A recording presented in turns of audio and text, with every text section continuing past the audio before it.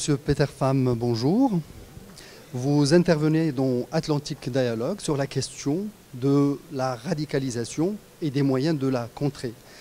À ce sujet, peut-on poser cette problématique en termes sécuritaires ou de développement? Alors, il faut prendre tous les deux. Évidemment, dans certains cas, surtout avec les leaders du mouvement violent, il faut agir avec les moyens sécuritaires, aussi militaires, pour éliminer les menaces qui se posent à toutes nos sociétés.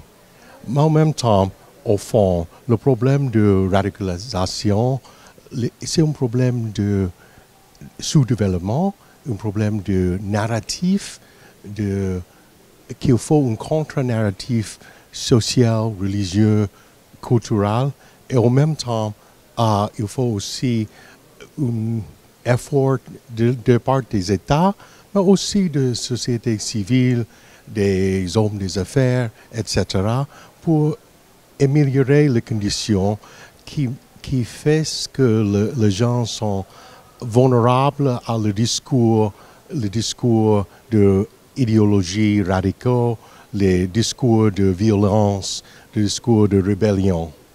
Alors, le monde a tendance à se refermer face à la menace terroriste. Peut-on considérer que le monde va être plus sûr ou serait-ce encore une menace supplémentaire pour la sécurité mondiale? Alors, le résultat politique qui ont se vérifié aux États-Unis, en Europe, dans l'autre part du monde, sont un signe pour nous des inquiétudes des populations pour leur sécurité, bien sûr. Mais il ne faut pas nous pousser à des réactions qui sont immesurées.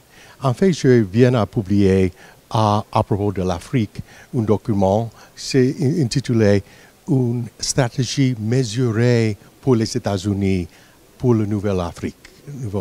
C'est parce qu'il faut mesurer nos réactions et faire un bilan entre ce qu'il faut faire absolument contre les menaces et ce qu'il faut faire avec le temps, avec la réflexion, afin de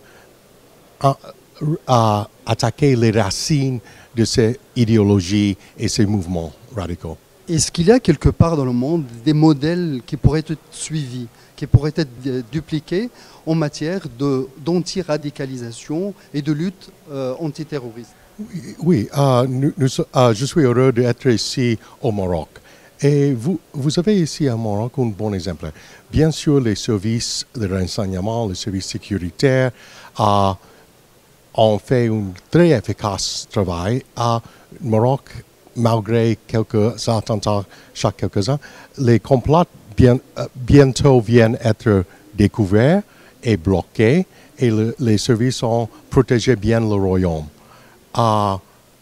Mais en même temps, vous avez ici aussi l'initiative nationale du développement humain et des autres initiatives, bien les initiatives aidées par les partenaires du Maroc, comme les États-Unis avec le Millennium Challenge Corporation, pour les projets concrets qui traitent la situation du sous-développement et améliorer les conditions de vie et dans cette manière en bilan. Aussi au Maroc, vous avez les initiatives pour lutter contre le narratif des idéologies erroneuses. Vous avez le travail des oulémas, le travail pour le vrai sens de l'islam ici, avec la tradition soufie de spiritualité, le rite malikite et la jurisprudence à balancer avec une bombe, à balancer modération et tolérance ici au Maroc. Maroc a fait un bon exemple, pas seulement de ce que vous faites ici au Maroc, mais en tant que Maroc est ouvert à aider les pays voisins, comme le Mali, le Sénégal, dans enseigner la formation des oulémas, dans le progrès de développement, le projet concret Alors, cette même façon on peut dire compréhensif, je ne dirais pas exporter, mais on fait un modèle que les autres veulent suivre.